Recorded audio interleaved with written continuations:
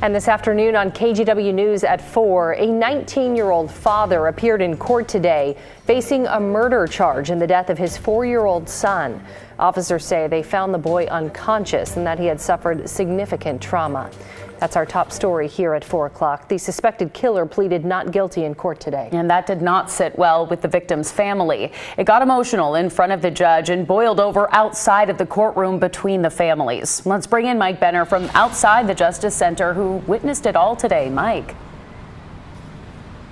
Yeah, it was truly just very heartbreaking to see it all. We can tell you that the suspect's family was in court today. So too was the victim's mother and her family. There was a tremendous amount of shouting in the hallway outside the courtroom. As you mentioned, that spilled out into the streets of downtown Portland. Just an awful scene, and one that deputies actually had to step into the middle of just so they could get a handle on the situation.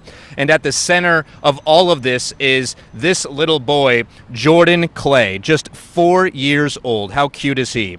Detectives tell us on Wednesday afternoon, police were called to an apartment building near Northeast Rosa Parks and MLK.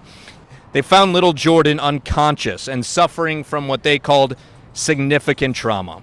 Jordan was rushed to Legacy Emanuel Hospital, where he unfortunately died. Jordan's father, 19-year-old Marquavius Ware, was arrested and charged with second-degree murder and first-degree criminal mistreatment. The teen pleaded not guilty in court Thursday afternoon. That plea not sitting well with the young victim's family. They want the harshest of punishments to be handed down to this suspected killer. I want him in jail for the rest of his life.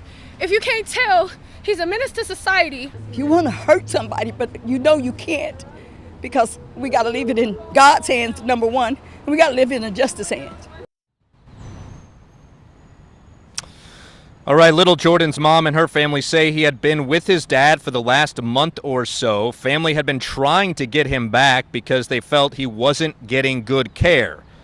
Then they get a phone call that Jordan had been badly hurt and now is gone. Absolutely tragic. Back to the suspect, Marquavius Ware, for a moment. We can tell you that he is due back in court 1 week from today, and judging from what happened in court today, I'm sure security will be high. Back to you. What an awful story. Mike, thank you.